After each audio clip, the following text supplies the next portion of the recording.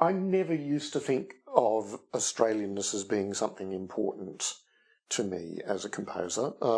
But I guess a few times early on, I did set texts or responded to texts that had a specific Australian context. The earliest was probably Five Bells, big Kenneth Slessor poem, which I made a choral setting of and then later wrote an orchestral piece based around.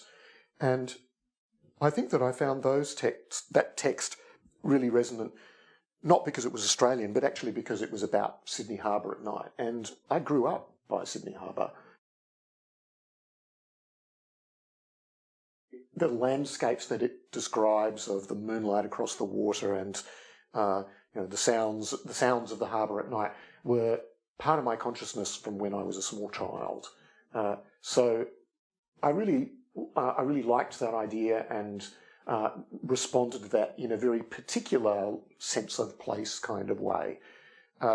And I was probably actually quite happy that my earliest Australian landscape pieces were urban and nocturnal, as distinct from, I guess, what one's first sort of thought of an Australian landscape piece is, which is outback and noon. And I've written outback noon pieces since then, from The Hungry Waiting Country being one of them, and also Fire in the Heavens, which I wrote for Gondwana Voices. Both of those pieces, by the way, I wrote while I was living overseas. And From the Hungry Waiting Country was in fact a response to current affairs in a way, because back around the time that I conceived the piece, 2004, 2005, Sydney's dams were at a very, very low ebb, and there were people saying, it's actually possible that the city could run out of water within 3 or 4 years.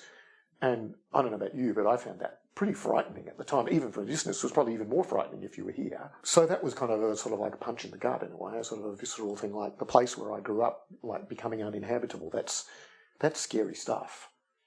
But I think that the sense of being Australian as a composer is something that only really made sense to me after spending time out of Australia.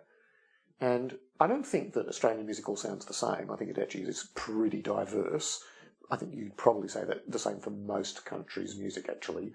For all that we've got ideas of maybe cliched ideas about what American music sounds like, or what Dutch music sounds like, or what German music sounds like. There's plenty of counterexamples to that. I think the national identity thing in that sense is maybe overstated. But what I do think is that Australia, along with probably some other countries, has an interesting perspective on the contemporary music world, because we're geographically removed from the big population centres, the places where sort of the major movements, the major events seem to take place, namely North America and Europe. Maybe also to some extent Asia, maybe not yet, but I'm sure that will happen more and more in the coming years. So we're a long way away from them geographically, but we're also a small enough nation that we can't, and small enough culture that we don't suffer from delusions of self-sufficiency. That was one thing that I found actually sort of dismaying to some extent about being in the US. It is a very, very large country, but so much of the musical world there has no clue that stuff is happening in Europe, for example. At least in the contemporary music world, it's like there's so much going on in the US. Like, why would we care about contemporary French music or contemporary Dutch music?